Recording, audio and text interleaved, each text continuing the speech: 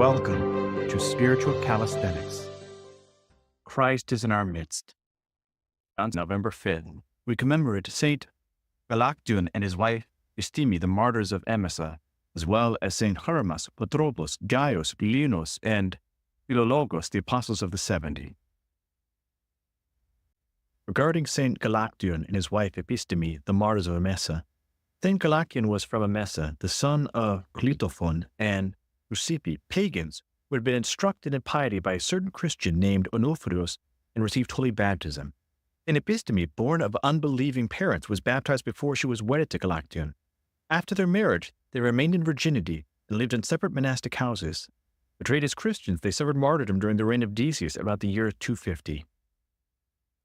Your martyrs, O Lord, in the courageous contest for you received as the prize the crowns of incorruption and life from you, our mortal God. For since they possessed your strength, they cast down the tyrant and wholly destroyed the demon's strengthless presumption. Christ God, by their prayers, save our souls, since you are merciful. Your martyrs of Christ received you in their companies, who through mighty trials contested most resplendently, O renowned Galaktion, your all-holy spouse and co-sufferer Episteme. You both entreat the one God and Lord on behalf of us all. From St. Paul's letter to the Philippians. Brethren, I do not run in vain or labor in vain. Even if I am to be poured out as a libation upon the sacrificial offering of your faith, I am glad and rejoice with you all. In other words, St. Paul is glad even to give his life. It is for the sake of the people of Philippi. Likewise, you also should be glad and rejoice with me. I hope in the Lord Jesus to send Timothy to you soon, so that I may be cheered by news of you.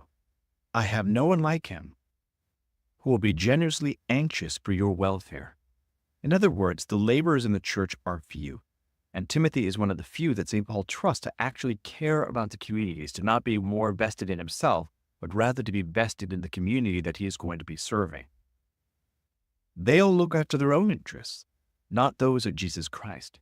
But Timothy's worth you know, how as a son with a father, he has served with me in the gospel. I hope therefore to send him, just as soon as I see how it will go with me. The Gospel according to St. Luke. The Lord said, Who then is the faithful and wise steward, whom his master will set over his household, to give them their portion of food at the proper time? Blessed is that servant whom his master, when he comes, will find so doing. In other words, blessed is the servant. Blessed are we, because we were all supposed to be servants, good stewards of Christ's creation, that when he finds us, we are working. Truly I say to you, he will set him above all his possessions. But if that servant says to himself, My master is delayed in coming, begins to beat the manservants and maidservants, to eat and drink and get drunk, the master of that servant will come on a day when he does not expect him, and at an hour he does not know, and will punish him and put him with the unfaithful. This is an allegory for us of our death, that death will come upon us at a time that we're not expecting. And if we have not been preparing, but rather we have been beating people or being drunk with power and not having self-control, then we will be cast out. And that servant who knew his master's will, but did not make ready or act according to his will, shall receive a severe beating. But he who did not know and did what was deserving of a beating shall receive a light beating. In other words, for those that did not live justly, sinned in certain ways, did not know, their judgment will be lighter than the person that did know.